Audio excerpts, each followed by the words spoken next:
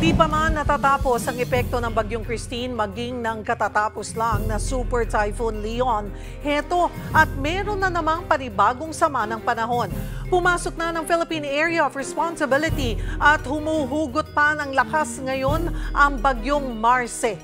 Para talakayin makakausap natin si Pag-asa Weather Forecaster Lori De La Cruz. Magandang tanghali po sa inyo, Miss Lori. Magandang tanghali din po, Cheryl, at sa ating mga kababayan. Ano na po ang update dito sa Bagyong Marce? Base po sa ating huling pagtaya, nakita natin ang sentro nitong si Marce sa layong 775 kilometers, silangan ng Borongan City, Eastern Samar, taglay ang lakas ng hangin na 75 kilometers per hour near the center at Casnes 90 kilometers per hour. Kumikilos po ito pa hilagang kanluran sa bilis sa 35 kilometers per hour. Sa ngayon po, Go ahead, I'm sorry.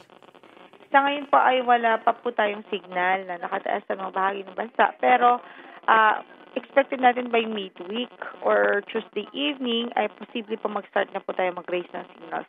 So, mag-monitor po tayo sa maging updates ng Pag-asa and monitor din po kung kayo po, kung ang lalawigan nyo po ay nakataas ang signal na dahil nga po kay Tropical Cyclone Marce. Bukod dyan, meron din po tayo papalabas ng mga weather advisories. Tungkol naman po ito sa mga pag-ulan na pwedeng dulot ni Marce. Si Tropical Storm Marce ay inaasahan ba nating umabot sa typhoon strength? Yes po. Sa ating projection, very possible po or high ang likelihood na maging typhoon ito bago po ito mag-landfall o kaya na may lumapit sa ating landmass. At kung magla-landfall, saan natin nakikita ito matatama? Posible po doon sa mga isla pa rin ng extreme northern Luzon o kaya sa landmass mismo ng mainland ng Northern Luzon. So, sa Northern Luzon po yung isa sa mga nakita natin naging pinaka-apektado as well as some parts of Central Luzon. Gaano kalawak itong si Bagyong Marce? Sa ngayon po, almost 1,000 kilometers yung kanyang diametro. Opo, malapad po Mas ito. malaki pa kay Christine. Mas malaki po si Christine.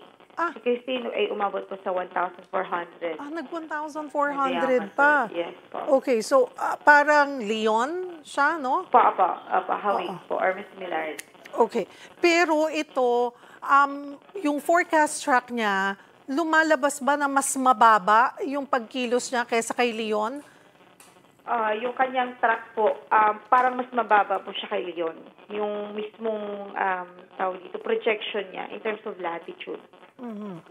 At again, paalalahanan natin ulit, Ms. Lori, kailan natin masisimulan maramdaman yung epekto nitong Bagyong Marce sa bansa?